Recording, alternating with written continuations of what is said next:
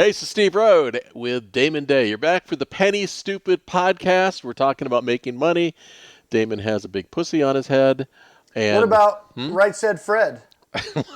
This is Fred. I said you got a big pussy on your head. What are you talking Well, about? hopefully there's nobody listening to a podcast, because without the video context, we just got clicked off of there. Pussy cat. It's a pussy cat. All right, you got a cat on your head. Yeah. Hopefully everybody's watching the video. Yeah. All right. Well, Fred. Can't get him off. Fred the cat is the newest gig worker here on the channel. Yeah. And He's checking it out. Yeah, he's going to be delivering. I don't know what's he going to be doing. Is he going to deliver something? Sure. Oh. Uber Pet. He's doing Uber Pet. Okay. Hey, in fact, say goodbye to Fred. Oh, you can't focus with Fred? Poor Fred on your head. I'll see you, Fred. All right. So we just had a DoorDash delivery. I asked Pam. It was 3 items from the grocery store, and I asked her, how much of a tip did you give? $6. Got here right away. 3 items from the grocery store. It must have been like urgent, like dinner for tonight. It was dessert for tonight. Yeah. Dessert for tonight. So I'm curious, because I've delivered DoorDash, but I've never ordered DoorDash. How much for 3 items at the grocery store? I don't know. I didn't order it. How much extra? I don't know. That's a real first world problem there, Steve. Yeah. I don't know. Just shit just showed up. I don't know. I don't know. That's why I'm retired. I don't care. Well, yeah. So I would be interested to know if any of the viewers have ever ordered DoorDash. Like, what kind of fee comes with that? Like, if you're going to order a couple items from the grocery store, how much do you have to pay to get it to DoorDash plus whatever the tip is? Yeah, put it in the comments below so we will know.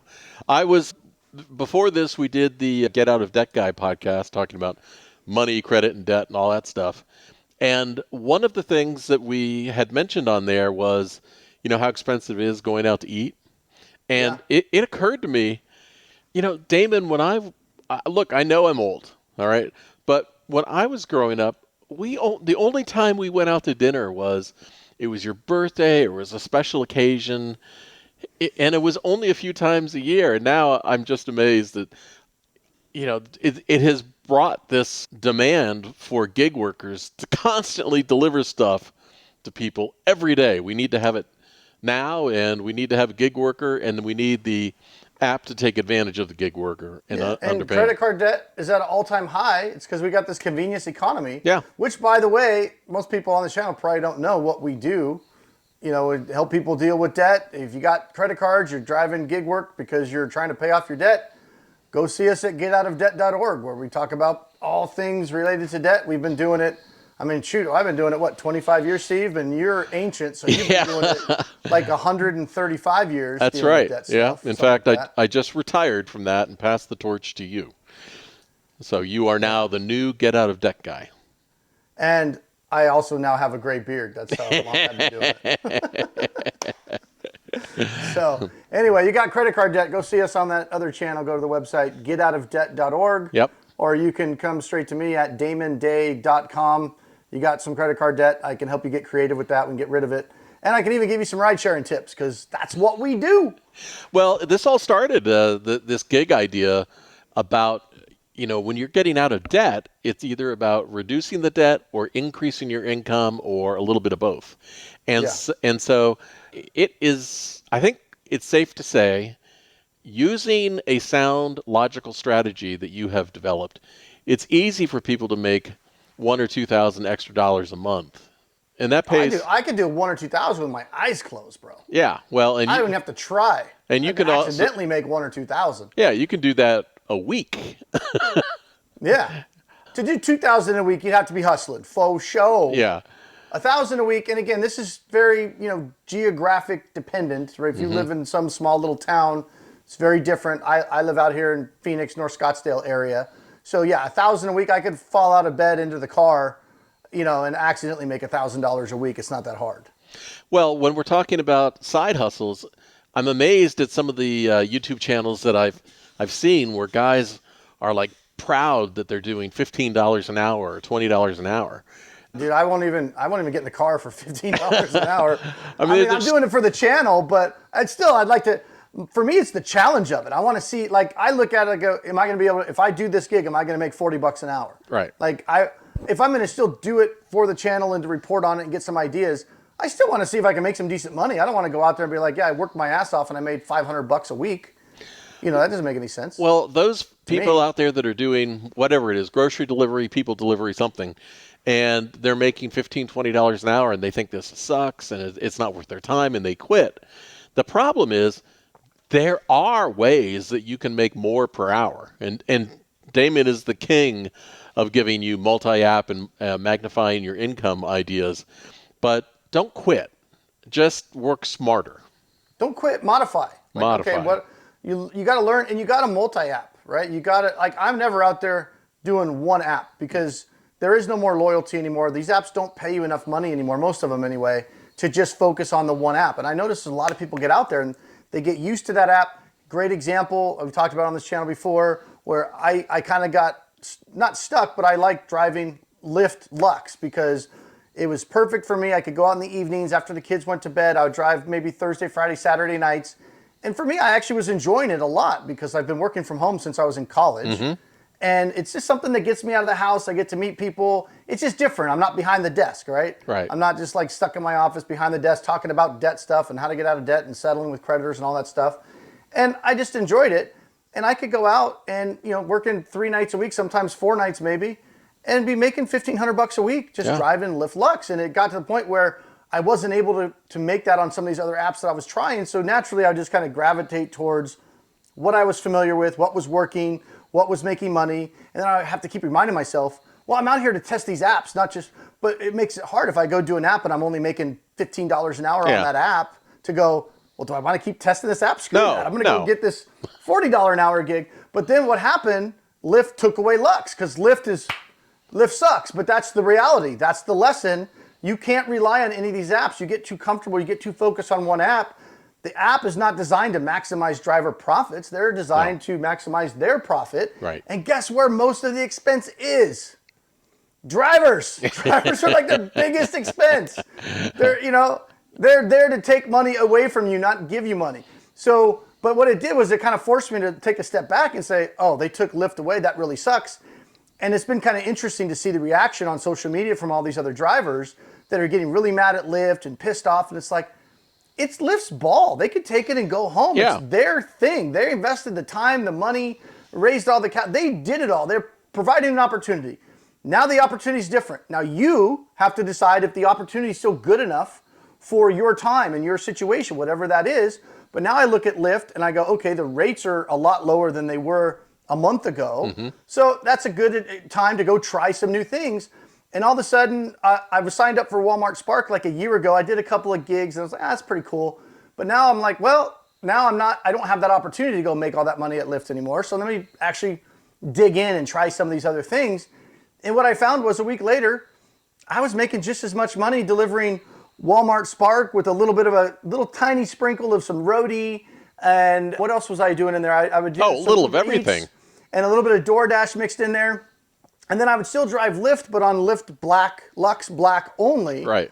Which those rides were few and far between, but they were, $90 to take this guy to the airport. Those kind of rides where I'd get a couple a week and they would just kind of fill in, but not enough to be a full-time gig anymore. So instead of having just one full-time gig, whenever I'm driving, I might have 4 or 5 open. Oh, Instacart. That's the other one. I got a couple of bangers on Instacart. Mm-hmm. So that's been a mixed bag there. But when you have 4 or 5 apps that you get used to and you fill them out and see how they work, you're not going to end up kind of being a slave to any of them in a sense where, if Uber throws up, hey, here's $5, go take this order 10 miles. Well, Uber, no. You know my acceptance rate is on Uber right now? It's like 6 or 7%. And I don't give a shit. Right. I don't care. I don't work for Uber. If Uber gives me a great ride, I did an Uber comfort ride the other day and it was a really good ride. It was like $26 to take a guy 8 miles, and it was a really cool conversation I had with a guy. In fact, he worked for Chase Field, and we were talking about baseball. My son plays baseball. My daughter plays softball. He ended up handing me his card and saying, hey, you want to take your kids to a game? It's on me. He was like in charge of the boxes and concierge at Chase Field for the Diamondbacks. So I take a ride, and I get free baseball tickets. Basically an invite to go to a baseball, and we're doing a a fundraiser for my daughter to raise money for her team, Team Hustle West. There's a plug for Team Hustle West, to go to AFA Nationals in Utah next summer and PGF Nationals in California. And that's expensive to take a whole team and go out of state and do that stuff. And he's like, oh, we contribute to raffles all the time. Give me a call and I could hook you up with some nice tickets to the game that you can raffle off. So that $26 Uber ride turned into a great connection. But my point is, if they offer me a good ride that makes sense, I will take it. But if I'm doing all these other apps, I'm not going to just sit there and go, oh, Uber's only giving me trash rides, but I don't want to sit here and make nothing, so I'll just do these stupid trash rides. If you've got all these other apps going, you can say, oh, Uber's giving me trash, but hey, Walmart just gave me a $40 shop and pay, and that's probably going to take me 45 minutes. Yeah, I'll do that. Okay, I'll go do that, right? Well, so you got to get multiple apps going. The lesson here is something that I learned as both a firefighter and a police pilot and a fire pilot, which is whenever you run into adversity, when something is not working the way it should, your motto has to be adapt and overcome. Don't quit. Just figure out a better way. And that's what Damon's talking about, a better way. Yeah. Yeah. And I talk to so many drivers that they just have one app and that's all they do. And then they complain. This app's not paying me what it should. Then don't drive for that app anymore. Right. Know what you're worth. And here's a little trick. The established apps like the Ubers and the Lyfts, they're in a stage now where they are taking away from drivers. They've established themselves. Everybody knows Uber. Everybody knows Lyft. Uber is all over the world, right? Yep. And so when people think about making extra money, they always think of Uber or one of those really established ones. So they're in I call it a life cycle. They're in the part of their life cycle now where they're looking at, okay, we're established. We're a name brand. We've got everything going. Now, how do we rein in the expenses so we can now squeeze a profit out of this thing? Well, if we you spent all the money. If you have extra drivers, you just pay them less and let people leave. Yeah, and it's really easy for Lyft and Uber to get new drivers because everybody knows Lyft and Uber. Right. Now, if you've got xyzdriver.com or whatever, nobody knows that. Those apps, and there's all kinds of apps, guys. You got to go out there and start looking. Those newer apps sometimes can be great opportunities because they are out there. They're like where Lyft and Uber were 10 years ago, where they're willing to take a huge loss to pay drivers a ton of money. Right. Because they're trying to establish themselves. And if you're like, there's other ride sharing companies out there or food delivery or whatever. And if you're that app and you're trying to establish yourself, you have to have customers to get revenue, but you can't have customers without drivers willing to perform a service. So you got this real tricky situation where how do I get customers and drivers at the same time? And so you go into massive amounts of debt with this, the funding rounds and venture capital and all this stuff. And you just start throwing money at drivers to try to get the service off the ground. So if a customer pays for a service, there's going to be somebody there to deliver that service. Yeah. So those newer apps are usually willing to pay drivers more money because it's helping them grow. Yeah. Whereas Lyft and Uber are on the downside of that. Now they're like, how do we get these guys to deliver people as cheaply as possible? We're not trying to incentivize drivers anymore because we've established ourselves, and there'll always be drivers there driving. As much as a lot of people don't like to admit it on YouTube, all these drivers out there, it's not a high-skilled profession. Right. It's fucking easy. I mean, oh, you have a driver's license? Yeah. Okay. Are you a felon? No. Are you a druggie? No. Do you have a car that runs and no cracks in the windshield? Right.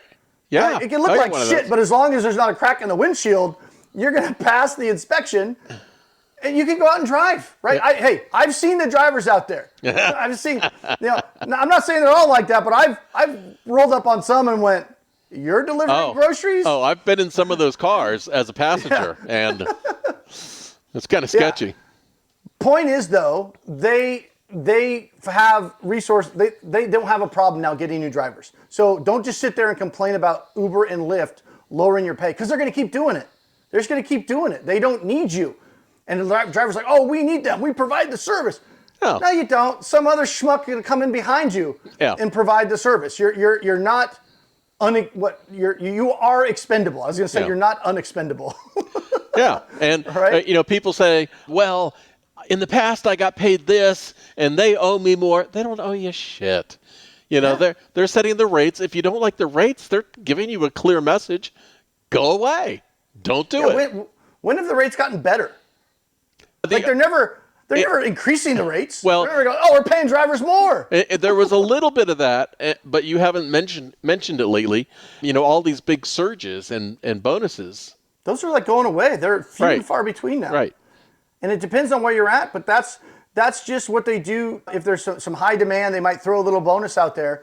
But that, like, Uber surge has like become non-existent out here in Phoenix. I mean, once in a while it still hits, but just a month ago, it would be every morning I would see massive surge in the morning because that's when I did those $22 McDonald's runs and $20 coffee orders where I'd take my son to school in the surge, and there's always in a surge area, and I would troll for the bonuses. I'd grab a $15 surge, a $20 surge, and I would work for an hour or two just in that surge, and then it would go away about 9 o'clock. But from like 6 to 9, I was doing $20, $25 McDonald's runs and Starbucks runs, and I'd make 50, 60 bucks in an hour and a half, 2 hours, and I would drive home and go to work. Yeah.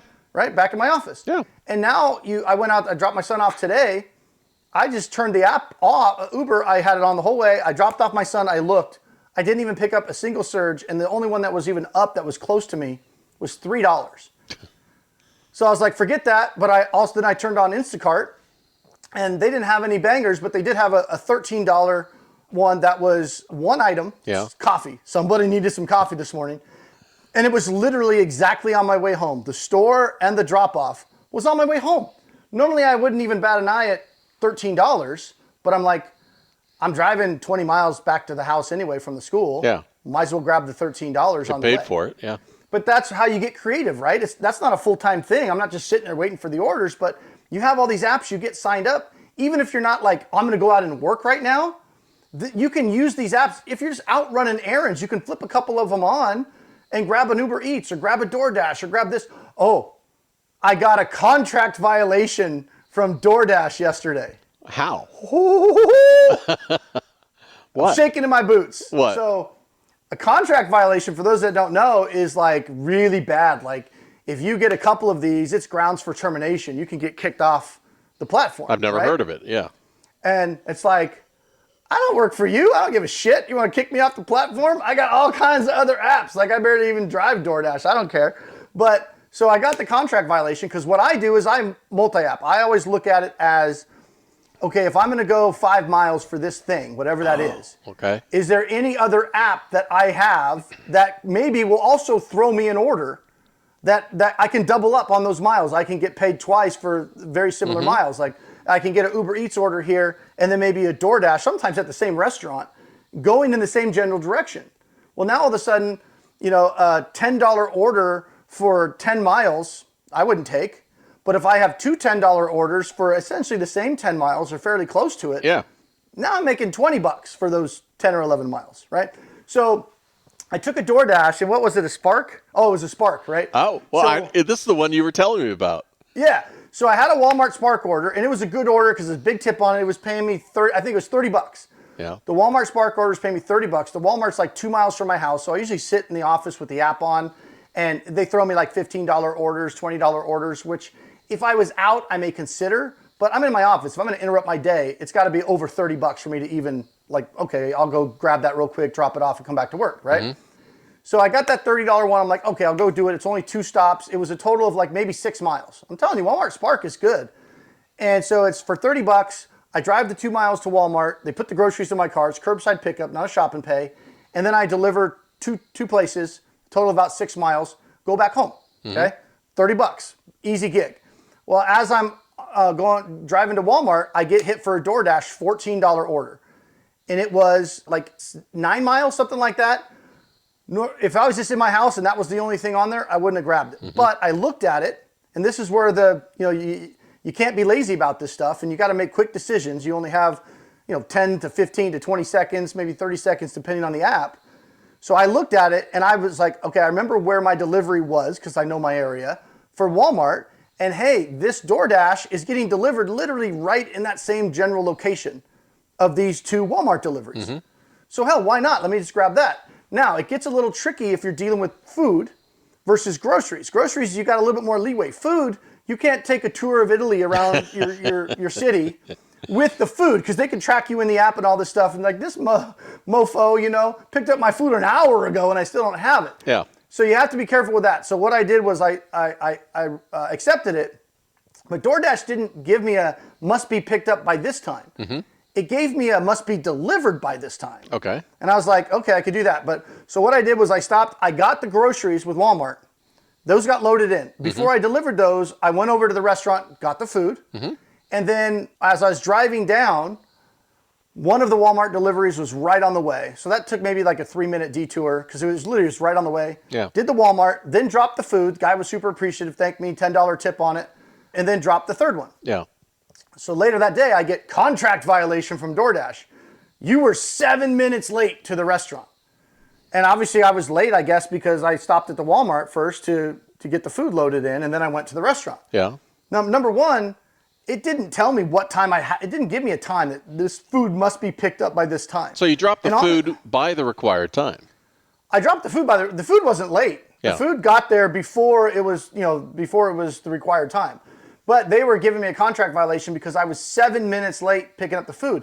And honestly, most of the time I get there on a DoorDash or Uber Eats, it's not ready. If it's a good tip, if there's no tip on it, I wouldn't see it anyway because I'm not taking it. Yeah. But if it's a good tip and I see it and I grab it, that's probably an order that just got ordered because it didn't make the rounds. If there's a $10 tip on it and it's all good, it hasn't been sitting there for half an hour. It's probably boom.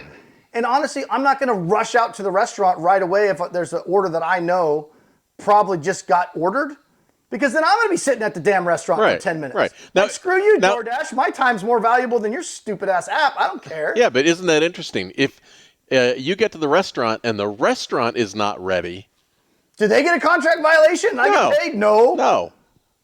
DoorDash doesn't care about my time. I care about my time. Yeah. So do I give a shit about DoorDash contract violation? No. But if you're only doing DoorDash and that's all you do and your income is based on DoorDash, that could be a scary thing. And that's how they enslave people. That's how they get people stuck. If you're only doing DoorDash, oh my gosh, I can't do. I gotta get there right on time, and I gotta do. I'm not saying it's a bad thing to get there on time, but you get to where you're just a slave and you're taking bad orders because then they come out with things like, you got to have 70% acceptance rate in order to get this stupid tier, right? And then to order to get that acceptance rate, you got to take shitty, trashy $3 orders that you're losing money on when you're driving. Yeah. But you're doing it because you're afraid, well, if my acceptance rate falls below 70%. My acceptance rate on DoorDash is like 39%. I don't give a shit. Like, whatever. I'm an independent contractor. I'll do what I want. You want to kick me off your app? Fine. There's a million other apps out there. But my point is, you got to have multiple apps so you don't sit there and go, oh my gosh, I have to take this crappy order, because you don't want to take a $5 order. You don't want to take I don't care if it's 2 miles away. Something's always going to happen. It's a 15-story apartment building or whatever the hell it is. You can't find parking. There's 15 buildings in the apartment complex. None of them are labeled. They're like, I'm in building 12. So I'll be in there going, okay, at least there's labels on them. 11, 14, wait, 11, 14, what the fuck is 12? Like, and you're there 20 minutes. And it's like, oh, it was a $3 order, but it was only 1 mile, so the dollars to mile ratio was really good. No, you got to look at the dollars to minutes. Right. I don't care if it's 2 miles away. If it's going to take you 30 minutes, you want to get paid $4 for it? No.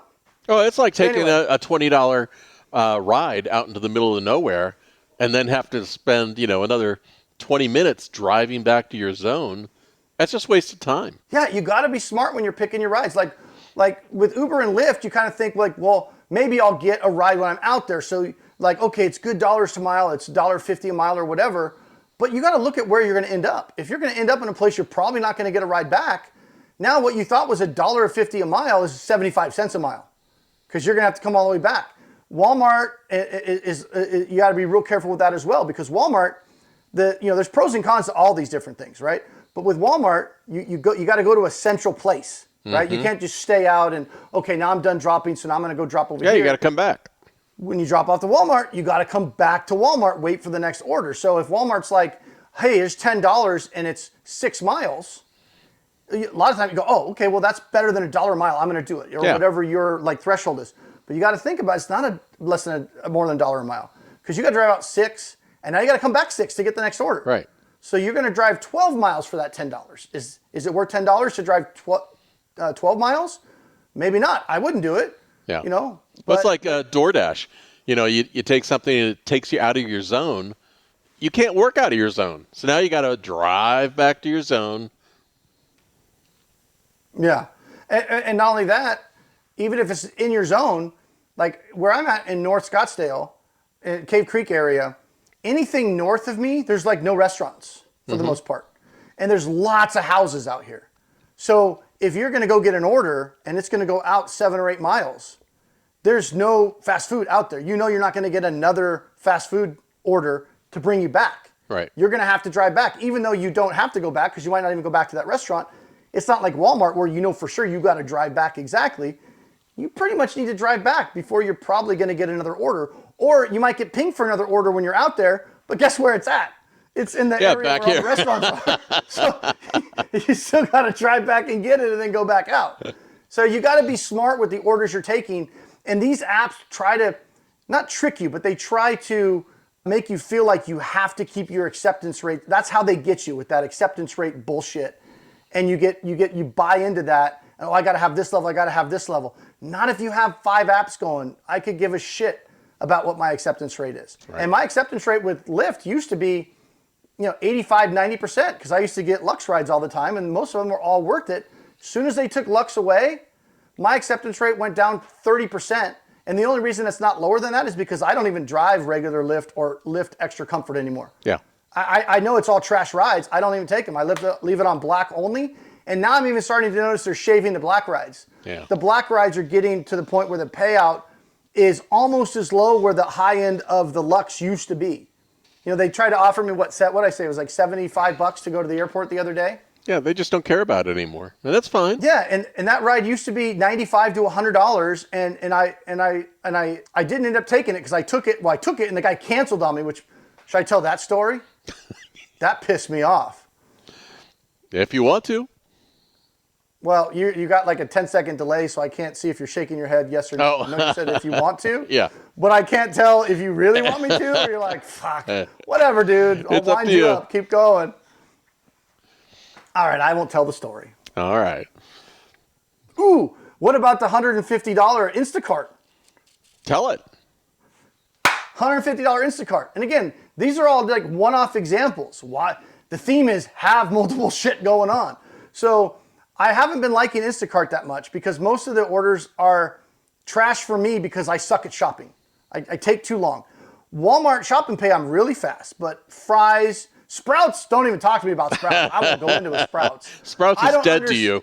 I don't understand half of what that frou-frou shit is in there, so I don't even know where to start looking for the oil of oregano or whatever the hell I'm supposed to get. And none of the stuff is labeled. I'm sure there's guys that clean up in Sprouts. Sprouts is not for me. If I get 20 orders, I'll be in and out of a Walmart Shop and Pay in 15 minutes. If I get 20 items in a Sprouts, I'll be in there an hour. It's a proven fact. It's just the way it is. So anyway, I haven't been liking a lot of the orders on Instacart, but I've been watching it a lot, and I've been picking off some really good ones.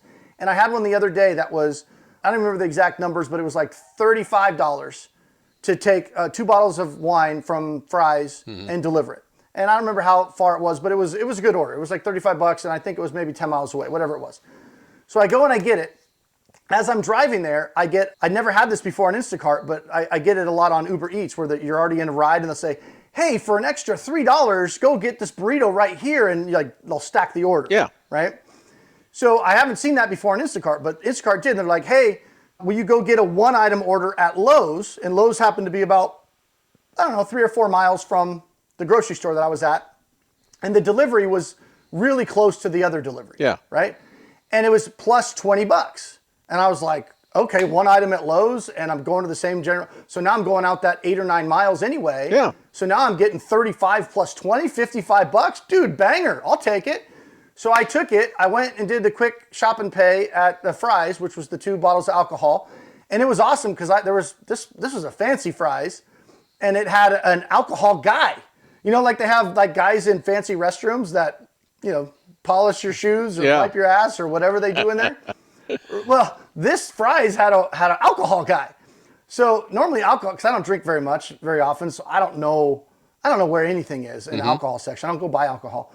So he pops out like Mr. Deeds, like, I smell defeat. He pops out and he's like, can I help you? I'm like, actually, yeah, I need 2 bottles of this. I show him my phone, And he goes, oh, right here, boom, boom, got it.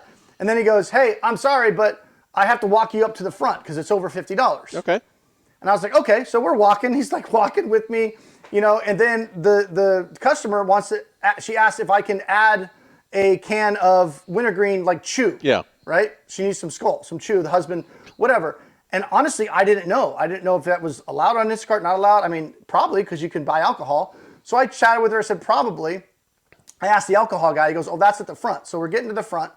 And he goes, I'll stay here in line with the cart. You go get the Skull. So he's like helping me. He's holding my place with the basket.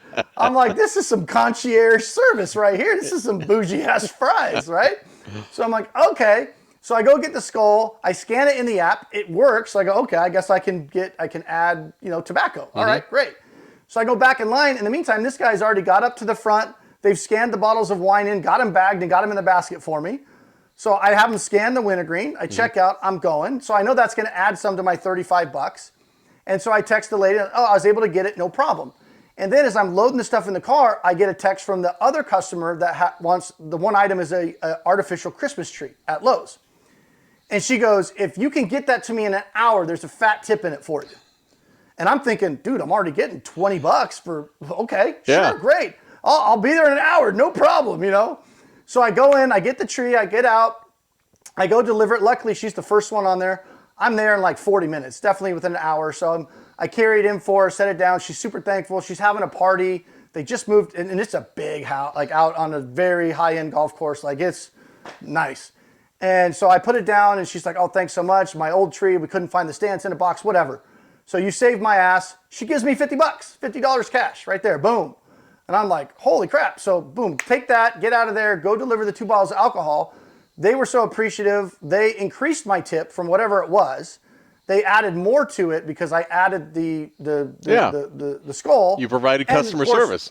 Yeah, and then adding that product increased the tip as well. Anyway, by the time it was all said and done, it was an hour, and I made $150 between those 2 orders, the $50 tip, the increased tip, and it was literally a 3-item shop and pay at 2 different stores in an hour. $150. Now, can you do that every hour? No. Unfortunately, no. But if you've got 4 or 5 apps, you're noticing a theme. If you've got 4 or 5 apps, if one app gives you 1 banger a day, and you got 5, like, oh, here's the banger here, here's the banger here, here's the banger here. Yeah. F you on your acceptance rate on the who cares? Like, I don't give a shit. Like, I don't even know what my acceptance rate is on Instacart. They're still giving me orders, And I mean, you got to do what's right for you. But my point is, wherever you're at, your markets are different. Test, download as many of these apps as you can and try them all. See what you like, see what you don't like. But don't be a slave to just 1 or 2. Get a whole bunch of them going and go for the bangers. Don't let them suck up your time and get you to go deliver something for $5. And before you know it, you spent 45 minutes start to finish and you got sucks. $5. That's when people get upset and they say, you can't make any money. Don't take those orders. Do not take them. Simple. Hey, on that note, we've actually kind of gone long here. So why don't we say goodbye? Okay. See ya. Peace.